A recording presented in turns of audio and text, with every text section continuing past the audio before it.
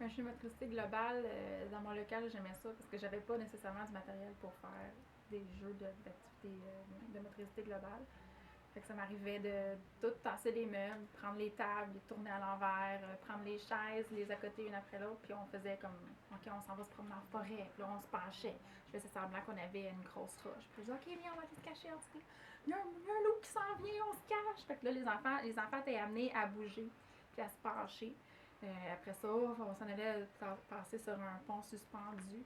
Donc là, on montait sur les chaises, puis on avait le droit pour cette fois-là de marcher sur les chaises. Après ça, on embarquait dans notre bateau. Donc, le bateau, c'était la table qui était à l'envers. Puis, on embarquait dans le bateau. On s'assoyait vraiment sur la table avec les quatre pattes qui étaient à côté de nous. Puis, on faisait semblant qu'on ramait. Je les faisais travailler comme ça. Là, puis, ça pouvait on and on pendant comme 15-20 minutes. C'était vraiment. Ça, c'était le fun. J'aimais ça faire ça. Puis, je le fais encore quand je vais dans des visites. Je dis à la responsable, là, let's do a mess in here, on vire tout à l'envers. Puis les enfants ils aiment ça parce qu'après 10 minutes, c'est eux autres qui partent puis qui le font tout seuls. Puis qui nous appellent, viens, viens. Puis ils reproduisent la même chose que j'ai faite. Puis ils en rajoutent d'autres, fait que ça fait travailler leur imaginaire, puis en même temps, ben, leur vocabulaire, leur langage, parce qu'ils sont amenés à parler. Ah, les parcours de motricité. Parcours de motricité, on dansait beaucoup aussi, puis on inventait des danses en plus. Et puis je te dis, ils avaient à leur disposition toujours un endroit où ils avaient envie de bouger. Il y avait du matériel pour qu'ils puissent bouger. C'est quoi comme matériel qu'il y avait? C'était par exemple, comment on appelle ça, des collines où ils pouvaient monter dessus, une petite trampoline. Qu'est-ce qu'ils avaient aussi encore des genres d'animaux où on saute dessus, là, des animaux sauteurs, des choses comme ça. Ils avaient. Mais comme on n'avait pas vraiment une cour, donc on allait de toute façon tous les jours au parc. Tous les jours, donc soit il y avait des structures, on les laissait s'amuser dans leurs structures, soit il y avait un grand terrain et à partir de là, on faisait des parcours de motricité ou des jeux avec des balles, etc.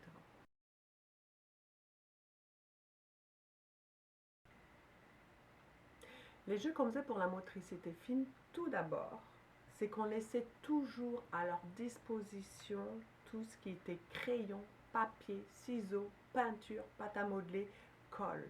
Toujours. Et que j'avais un groupe de 2 ans et demi ou de 2 ans et demi jusqu'à 4 ans. En fait, j'étais dans ces groupes-là, ça a toujours été mis à leur disposition. Donc déjà, ils pouvaient développer comme ils voulaient, puis évidemment, on entend là-dessus la créativité. Déjà. Ensuite, au niveau de la motricité fine, ça dépendait des besoins des enfants. Parce qu'on pouvait enfiler des choses, donc si tout ce qu'on faisait en fait comme activité était en lien avec un thème par mois. Donc ça pouvait être des enfilages de pâtes, ça pouvait... en fait, il y a tellement d'activités là que c'était très spontané. Puis surtout, on allait en fonction de ce que l'enfant avait envie. Tout d'un seul coup, on le voyait en train d'enfiler des choses, par exemple, on disait, oh, on va aller dans son sens. Et on continuait. Et on le faisait. Donc c'est action-projet, là, en fait, projet d'activité. Mais on le faisait beaucoup en fonction des enfants. Voilà. J'avais fait une fois, on avait mangé du restaurant, on avait mangé de Saint-Hubert, puis mon chum il avait commandé des ribs. Puis j'avais tout nettoyé les os des ribs, puis j'avais pris du sable dehors, j'avais mis ça dans un bac, puis on avait mis des sarraux, puis on faisait les archéologues qui allaient chercher les ribs dans le bac à sable.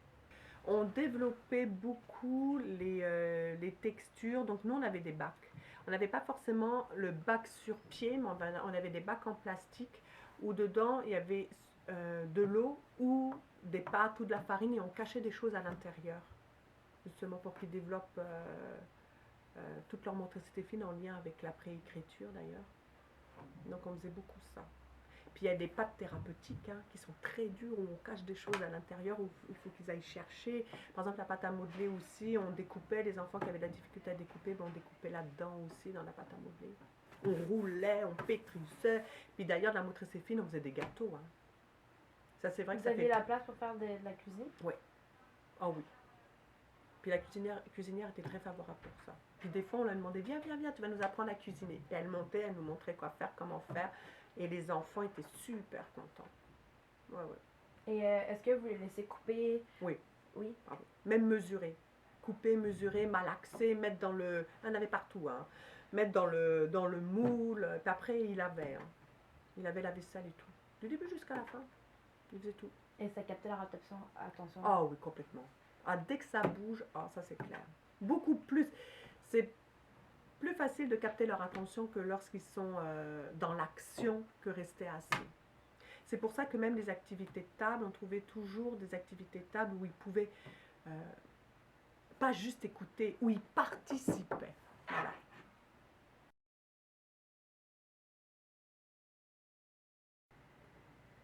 Ça, c'est quelque chose qu'on a beaucoup privilégié. La plupart des thèmes qu'on choisissait étaient en lien avec eux et avec leurs parents.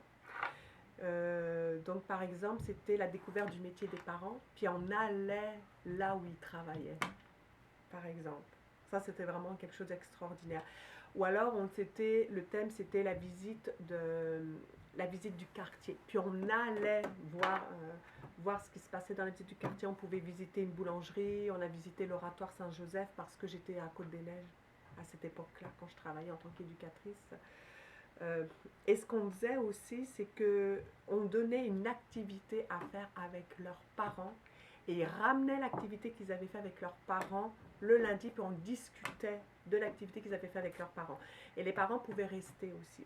Et le dernier thème qu'on avait fait, je l'ai trouvé extraordinaire ce thème-là, c'était la différence. Donc les parents s'impliquaient à trouver une activité dans la différence avec leur enfant et par rapport aux autres. Donc, par exemple, il y a eu une journée où les enfants arrivaient habillés d'une façon qu'on ne les reconnaissait pas. Donc, par exemple, un petit garçon avait des couettes. Donc, il fallait accepter, en fait, la différence.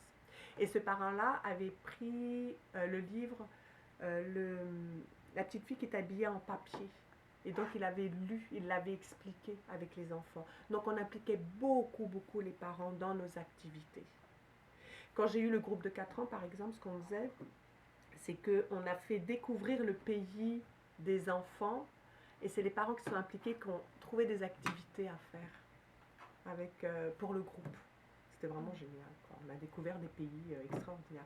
Et je trouve que pour l'estime de soi, ce genre de jeu-là, c'est merveilleux. Donc, si un garçon arrivait habillé en fille, vous devez accepter. Oui, la différence. Puis pourquoi il est comme ça, etc. Okay. Ouais. Puis c'est la même chose que si, exemple, un enfant voulait s'habiller en chien. Exactement. Okay. Ou le chandail était à l'envers, le pantalon mis à l'envers, peu importe. C'est vraiment très, très. Et puis, est-ce que les parents, ils vous aidaient énormément là-dedans ou plutôt des fois, c'était... C'était génial. On a réussi à faire des choses extraordinaires. Des parents qui ne s'impliquaient pas, qui se sont impliqués, même des pères. Oh non, il ne trouvera jamais du temps pour son fils parce qu'il est taxi puis il faut qu'il travaille tout le temps. À une sortie, il était là avec nous. On a gagné, on a réussi. Non, c'était vraiment bien. C'était une année que j'ai beaucoup, beaucoup appréciée. Les moments les plus appréciés, c'était quand je travaillais avec les parents, quand les parents s'impliquaient dans tout ce qu'on faisait. C'était vraiment génial.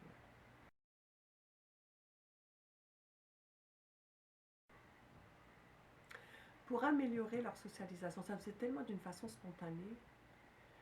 Il y avait des jeux de groupe, des jeux de, comment on appelle ça, des jeux de table, des jeux de groupe. À cette époque-là, c'était jouer c'est magique aussi. Donc on avait des ateliers de coin, si on peut appeler ça, et puis les enfants devaient communiquer entre eux pour faire des activités en fait. Donc devaient même trouver des solutions à leurs conflits, à leurs problèmes. Donc les activités jouer c'est magique, j'ai beaucoup aimé pour cette partie-là. À part le fait que ça développe le cognitif, le langage, etc.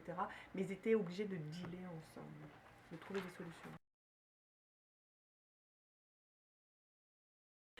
L'objectif peu importe dans quel groupe j'étais, avec ma collègue ou seule, quand je travaillais seule, l'objectif c'était l'autonomie justement dans toutes les sphères du développement de l'enfant.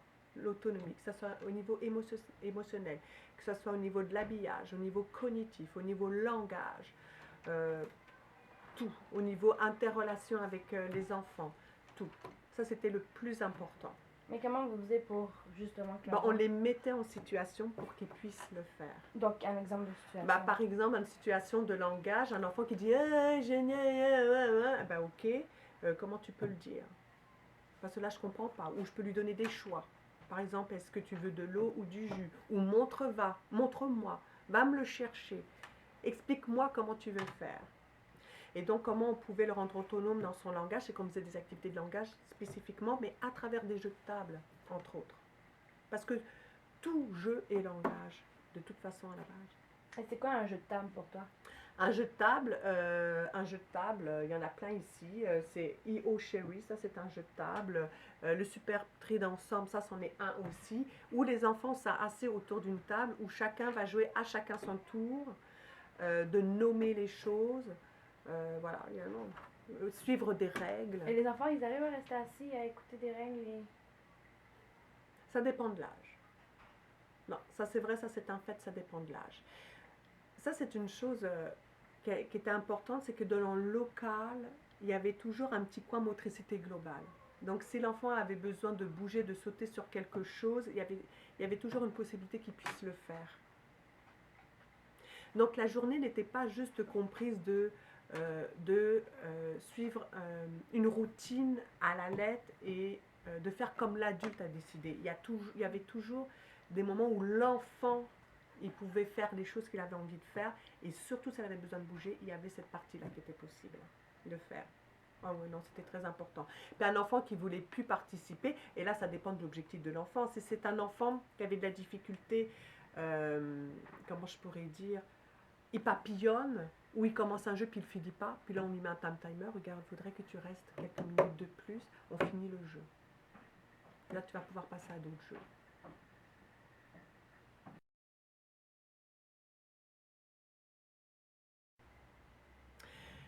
Oui, ce qu'ils aimaient, c'est que on prenait des grandes feuilles, en fait, et l'enfant se plaçait sur la feuille, et on prenait le profil, on traçait le profil de l'enfant, après on l'accrochait au mur, puis ils avaient de quantité de matériel pour faire les yeux, la bouche, les oreilles, les chaussures, le pantalon, enfin bon, et ils habillaient leur personnage. Voilà, ça c'est quelque chose qu'ils appréciaient beaucoup. Et après, tu faisais quoi avec ça? Ah, on l'affichait. On disait, oh, regarde, c'est toi, là. Mais s'ils mettaient l'œil comme ça ici, aïe. Et bien, c'est ça. Ce qu'on faisait aussi, c'est qu'une fois par mois, ils faisaient un dessin, ils faisaient leur dessin, puis on voyait l'évolution du dessin, de leur dessin. Donc, à un moment donné, on voyait que l'œil n'était plus placé en l'air, mais était placé à la bonne hauteur. Ils avaient une meilleure conscience de leur corps. Ben, ce que j'aime, c'est les jeux de table. J'en fais souvent, même si je suis plus éducatrice. J'ai quand même des jeunes enfants qui aiment beaucoup faire des jeux de table. En même temps, avec les jeux de table, ben, ça leur permet d'attendre leur tour, puis de parler. Ça leur permet de développer leur langage. Peu importe c'est quoi le jeu de table, ça peut être juste un petit jeu de mémoire. J'ai le jeu des chocos à la maison, puis quand tu attrapes la mouche, elle t'enlève un de tes chocos. Fait que là, les enfants, ils veulent pas qu'on prenne la mouche. Mais on joue pas de mouche, mais on joue pareil. T'sais. On change les règles du jeu, puis c'est eux qui ont décidé, donc ils ont eu de l'initiative dans le jeu. Ils parlent pendant le jeu, c'est mon tour, c'est ton tour. Puis dans le fond, tous les jeux de table permettent aux enfants de parler, puis d'attendre leur tour, puis de vivre en société, d'apprendre à socialiser avec les autres enfants aussi.